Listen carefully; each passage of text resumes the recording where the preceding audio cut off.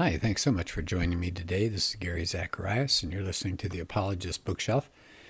I'd like to do the second half of a podcast that was dealing with a book called How Now Shall We Live? That's Chuck Colson's book with Nancy Pearcey.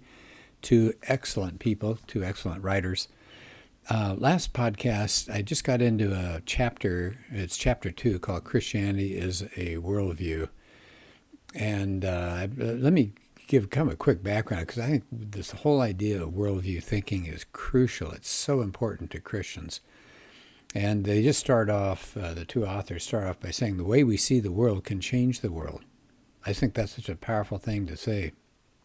It says we are either contributing to the broken condition of the world, or we're participating with God in transforming the world to reflect his righteousness. So as they're putting it, we're either advancing the rule of one of two people, either the rule of Satan or the rule of God. And he says they said our choices are shaped by our worldview. And a lot of people just don't understand worldviews. But it's just, what do we believe about the world? What are we as people? Where do we come from? And who are we? Right? So what's the nature of humanity? And then secondly, everybody says, well, things have fallen apart. Nobody doubts that. So what's gone wrong with the world? That's the fall. And then, of course, pretty obvious, how do we fix it? So I've done several talks on worldviews, and those are the big questions. There are a few others, but those are the main big questions. And we have to look at all worldviews. How do they handle these three crucial questions? So I did a talk on naturalism versus Christianity as far as worldviews, and that's pretty much what Colson and Pearcey are doing as well here. So they're saying we start with the creation. God created everything, not just the world or not just us, but he created the world, the natural laws of it, our minds, the laws of logic, the world of beauty and things like that. And so their point is that everything is part of God's realm. We tend to compartmentalize, and that's something I kept bringing up in the talk that I did. We compartmentalize. We say, well, I go to church on Sunday, right? That's the day I give myself over to God's thoughts. But then we live during the rest of the week as if there is no God.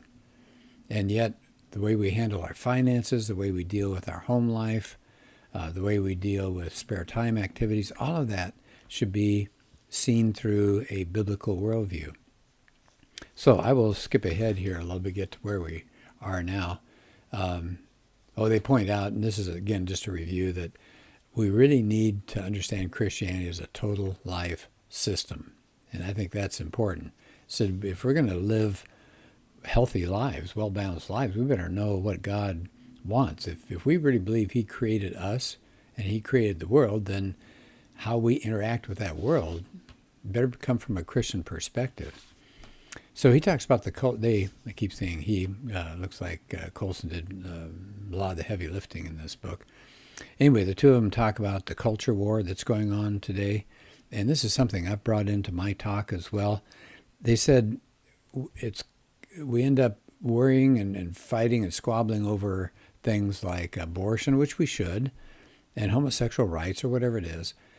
But we don't see what's the big issue. What's bringing about these issues bubbling to the surface? What's driving them? And it's a clash of worldviews, the secular worldview and the Christian worldview. So that gets us up pretty much where we are with this section of his book. So I'd like to take that from this point on. They said the big clash, the big challenge today is theism against naturalism. So theism is saying there is a God, he's beyond this world, he created everything. And then there's naturalism. There is no God, just matter, space, time, just whatever's right around us is all that exists. And natural causes can explain everything. And so we end up with things like moral relativism. Why? Because naturalism says nature's all there is. There's no source of truth outside of that. We end up with multiculturalism, saying if you're a naturalist and you say this world is all there is, then there's no transcendent source of truth or morality. How do you get your identity? In our race, or our gender, or our ethnic group? Of course, that's not what Christianity says.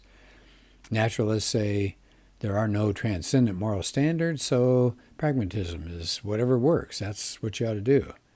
Of course, I think about Hitler and Mussolini, and they talked about under them the trains came in on time. Well, yeah, they may, but it was a pretty horrific price to pay. Utopianism, the idea if this earth is all there is, and human nature is basically good, there's no sin, then we can keep working and we'll get things right. And you think about the story of utopianism, over and over, people have put down on paper what they thought sounded like a great way to organize the human race, and they put it into effect. And many times they were so disappointed, they gave up, but other times they said, no, we're going to make this happen. And they'd make it happen at the point of a gun. We saw that with Mao, we saw it with Pol Pot, we saw it with Lenin and Stalin, and what came out of that? Horrific things. Okay, so this chapter then, he says, if we're going to make a difference, we need to understand, first of all, these two different views of reality. He says that's the root of our cultural crisis. So today, what's dominant? Well, it used to be Christianity, but today it's naturalism. And he said, I keep saying he, okay, Piercy and Colson are both saying that by saying we're living in a post-Christian world, it doesn't mean Americans don't profess to be Christians or don't attend church. They do. But their point is that Americans no longer rely on Judeo-Christian truths as a way to understand and influence things in public or in their moral, private lives. He said, what a shift. He said at the birth of our nation, nobody, even those deists and skeptics, nobody doubted basic biblical truths were the ones that undergirded our foundation as Americans and informed our nation's values. Today, they said no longer is this true. Said, look at Supreme Court decisions as an example. In 1952, William Douglas said this: we're a religious people whose institutions presuppose the supreme being. Well, nobody objected to that. That was 1952.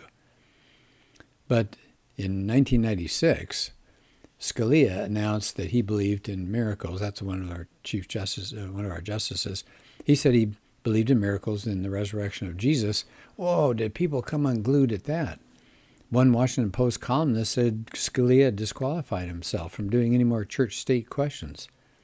Really? Yeah, says, oh, he's obviously biased. And they said, take a look at the rest of our society. We're seeing these same values. Now, how about this? In 1997, a Boy Scout troop was denied the use of a public facility at the National Zoo, which is owned by the Smithsonian. Why? The Smithsonian said the Boy Scouts are biased because they require that its members believe in God. Wow.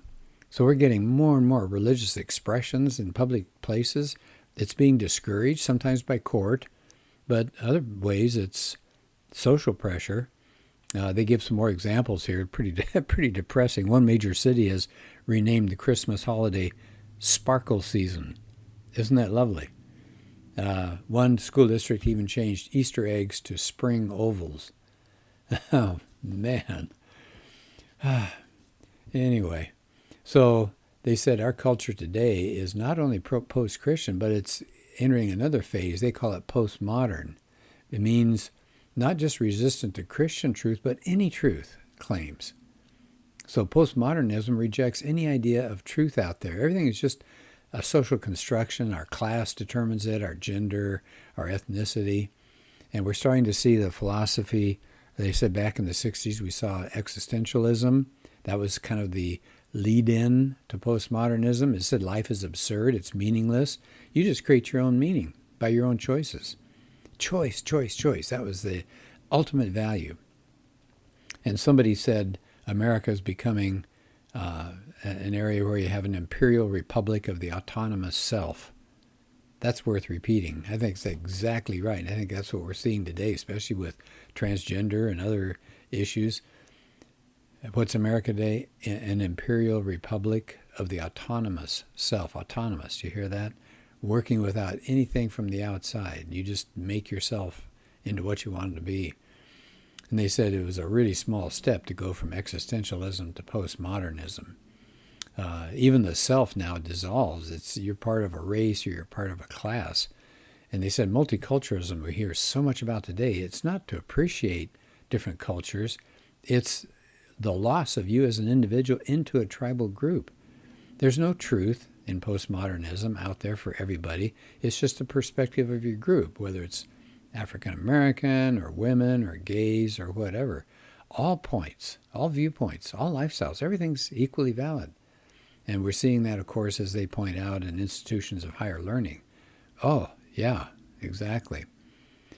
But catch this is a huge step, isn't it? If all ideas are equally valid, which sounds very nice, that's what postmodernism says, all ideas are equally valid, then no idea is worth our allegiance, is it?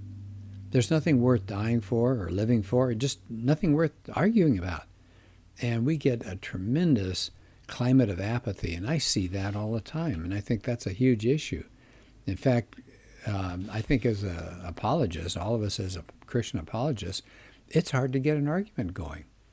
You don't find people saying there is no God. They just say, that's just what you believe.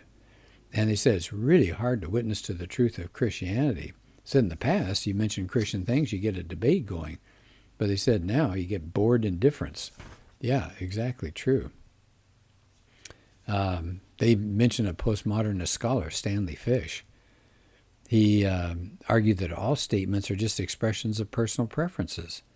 So if you try to say this is a principle worth defending, that's just a power play, according to him. And so what are we getting? We're getting college grads are marching off, and they work now in some pretty powerful places, executive suites and political centers and editorial rooms and magazines and TV studios. And what are we getting? We're getting, they call it the new class, or some people call it the chattering class. Their philosophy is now dominant. It is dominant.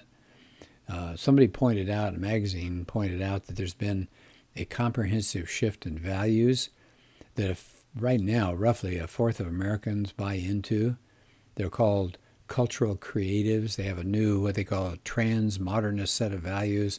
And what is it they believe in? Environmentalism, feminism, global issues, and spiritual searching. I love that last one, by the way. You know, I'm a searcher. Okay, but have you found anything? I mean, searching does no good if you just keep searching. You're searching to try to find something. All right, so it says they're skeptical of moral absolutes. They see nature as sacred. It's all about self-actualization. It's all about spiritual growth. And it says we see other worldviews going on too.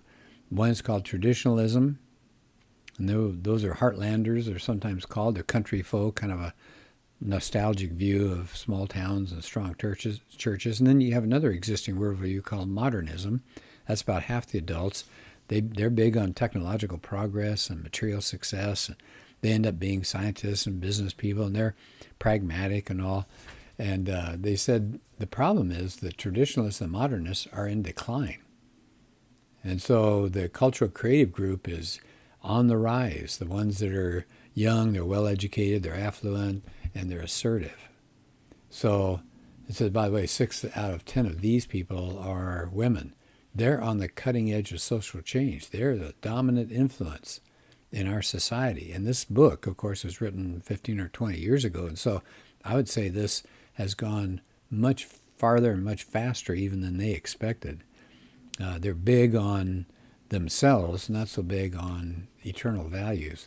So as they wrap up the chapter, Coastal and Piercy say the upshot is this clash, one more time, the clash of worldviews is not between one religion and another religion, or America versus Europe, or a culture or anything like that. It's between classic Christian theism and naturalism.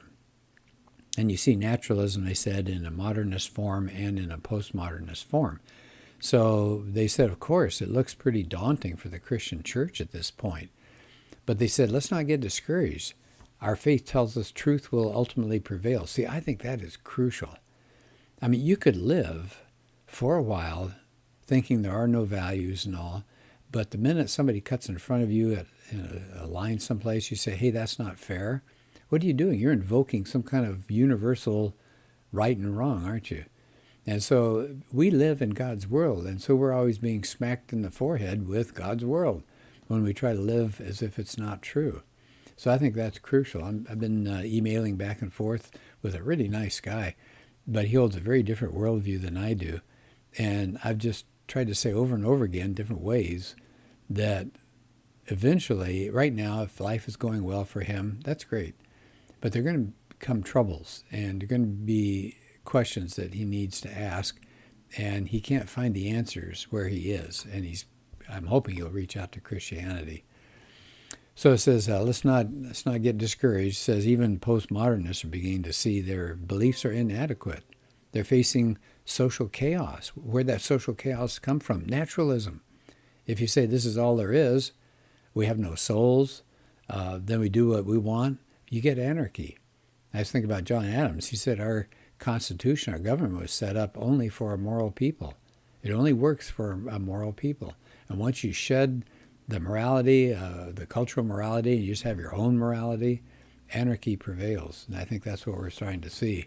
So my view, this is just me talking, but I think we're going to see some terrible results come about, and we need to be there to bind the wounds and to talk to people about, okay, this is what's happened because of this worldview, and we need to think about a different kind of worldview. So at the end of the chapter, they both say Christians should understand this clash. We've got to stand ready, as they say, to respond when people get disillusioned with all these bad beliefs, and they will. Ideas have consequences. People say that over and over. I mean, as a teacher, I'm seeing students who are struggling for reasons to live, reasons to go on. And I think that's so sad. They're young. And yet they're so burned out having to depend only on themselves and not having anything outside of themselves to help them, to guide them. And they see no purpose to life. And there isn't. If you don't buy into a religious perspective, there is no purpose. You're an accident, you're a fluke, your life is a fluke. Just try to pile up a lot of toys before you die. Well, that's pretty grim. So I like what Colson and Piercy are saying. We've got to respond, and we've got to be there to help people when they have these false beliefs and when they begin to look around trying to find real answers. He said, we have to know not only what our worldview is, but how to defend it. Yes, that's what apologetics is all about. It says we need to also know what some of these opposing worldviews believe and why people believe them. And then we can present the gospel in language that can be understood. Wow, is that crucial? Present the gospel in a language that can be understood. That's what Paul did on Mars Hill in Acts. He didn't just talk Jewish terms to these people. These were not Jews. So he doesn't reference the Old Testament. And so I thought that was an interesting point here. So the gospel needs to be understood. We got to stay away from Christianese language and make it real for the people we're talking to. We've got to be winsome and persuasive, which I think is a good point. Well, I'll end at this stage. And so that was the first couple of chapters out of How Now Shall We Live, Colson and Piercy. It's a big book, but it is so great. It's got all sorts of wonderful stories and lots of practical value to us as Christians. Well, thanks for being part of this podcast. I appreciate it.